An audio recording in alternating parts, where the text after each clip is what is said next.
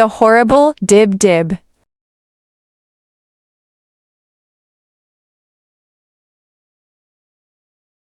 One night, a thief intending to rob an old woman crept through the open window of her home and listened. "Ah, the Dib-Dib, the horrible Dib-Dib. This abominable Dib-Dib will be the death of me," cried the old woman's feeble voice. "What on earth is this awful Dib-Dib?" wondered the thief.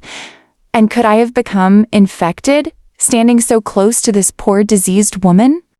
In fact, the more he thought about it, the surer the thief became that he had indeed caught the horrible illness of which she spoke. It wasn't long before he was shaking uncontrollably, only just managing to totter home. Seeing her husband in this enfeebled state, the thief's wife put him to bed, mopping his brow as he groaned. "Oh, the sinister Dib-Dib, how can there be any doubt that the deadly Dib-Dib has got me in its grip?" Very worried indeed, the thief's wife rushed off to fetch the doctor. When the thief saw the doctor, he was even more convinced that his final hours had come.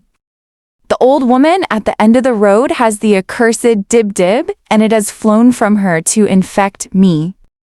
"My son," said the doctor, racking his brain to think of such a lethal flying illness, "your remaining hours may be few.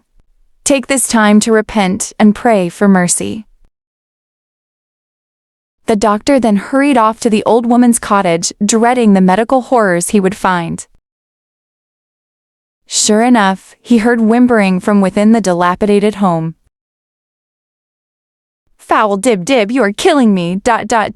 Stop, stop, evil Dib-Dib, for you are sapping my very life's blood away." The doctor now began to feel as if an eerie chill had passed through him. He started to shake, and his hands clutched the window frame, causing it to rattle like the chattering of 1,000 teeth.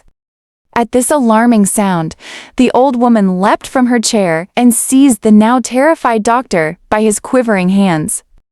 "What are you, a respectable man, doing leaning at people's windows at this time of night?" she shrilled. "Good but unfortunate woman," faltered the doctor theatrically. "I heard you speak of the awful Dib-Dib, and now I fear that it has its clutches upon my heart, as well as upon your own." "You're incredible fool," screeched the old woman. "You hear someone say Dib-Dib and you instantly imagine that it's a lethal illness that is going to suck the last breath from your body. Look over there in the corner of the room and you'll see the monstrous Dib-Dib as it really is." Peering in the direction of which she spoke, the doctor saw a rusty old tap, and listening as hard as his disease-ridden ears would allow, he heard it dripping with a relentless dip, dip, dip.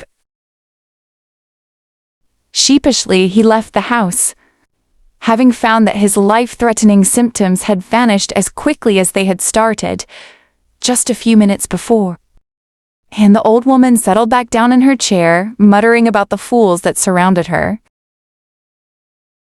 Back at the thief's bedside, the medic pulled himself to his full height and made him promise never to steal again. "After a great deal of research into your alarming case, I'm prescribing this powerful medicine which will keep you Dib-Dib free," he lectured. "But the second that you are tempted to take what doesn't belong to you, the horrible Dib-Dib will immediately strike you down once again. And next time, it will surely prove fatal."